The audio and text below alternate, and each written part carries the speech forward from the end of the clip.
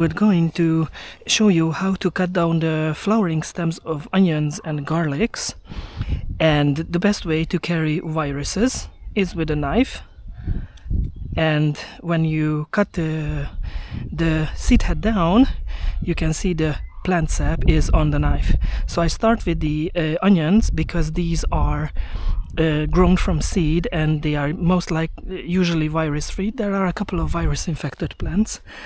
And I'm going to leave this row to flower and set seed because it's an old Hungarian landrace called Makói vörös, which means Makó is a city in the southern part of Hungary near to the Romanian border, and vörös means red, so it's a red onion.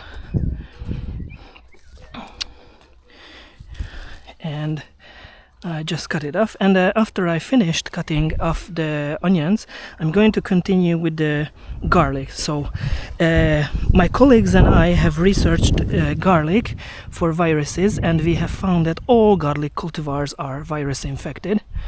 So that's why I start with the onions and then continue with the garlic, because if I would start with the garlic and then continue to the onions, I would spread the virus to the onions. Of course, the first 3 rows are going to be eaten, and also the 4th one, but because I let them flower, the bulbs will not be like this big, just really small ones.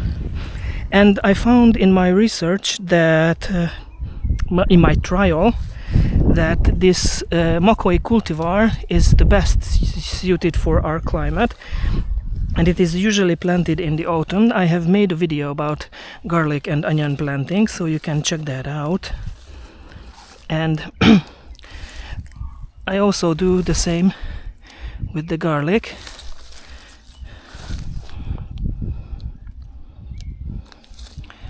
And I could have left all the bulbs to set flowers and seeds, but I don't want it because I have personally planted this. So you can see this plant is virus infected. You can see the yellow stripes on this one.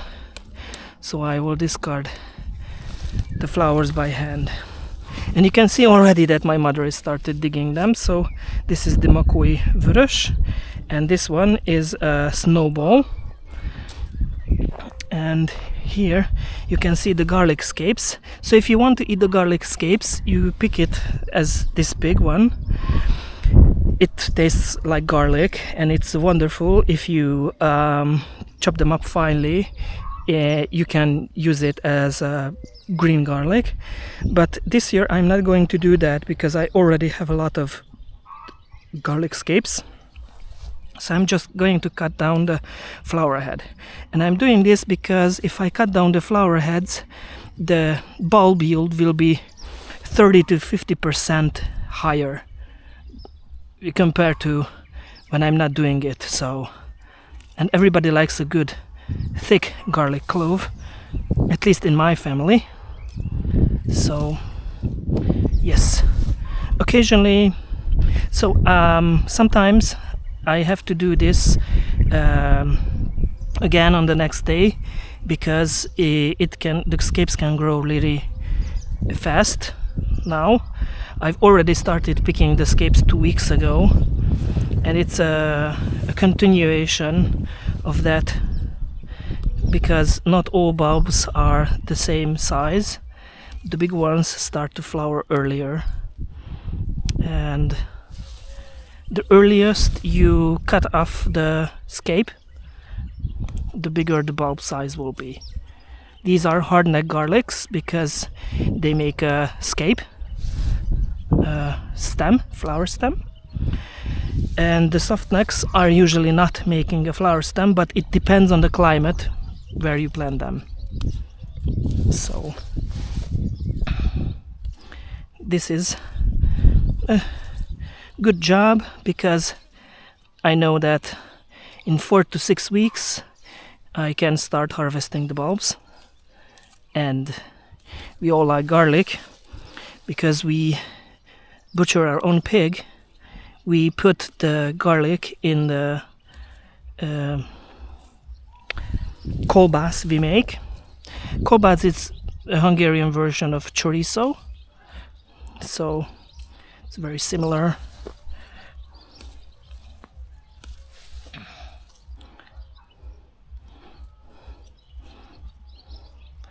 So I use the knife because it's much faster. I can do it by hand. But for example, this old Hungarian cultivar, it's called nagykörösű, nagygerezdű, is very hard to pick the scapes, and it's much easier.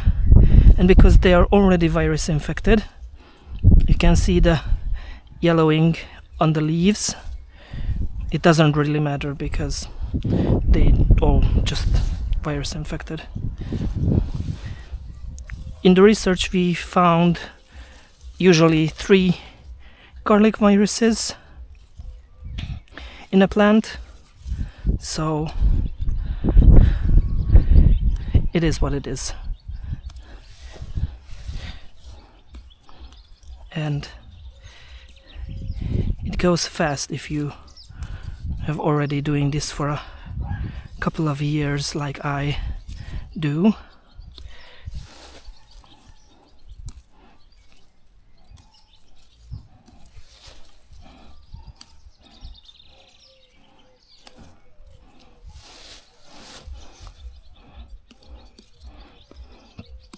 Some cultivars have big bulbils in their heads, others have really small ones like a rice grain. For example, this cultivar, the nagykörösű, nagygerezdű, has really small bulbils like a rice or half a rice grain. And this one, which I'm picking now, this nice blue one with the wider leaves, called Sprint, and it has bigger bulbils. Hello. So, thank you for attention. See you next time. Goodbye.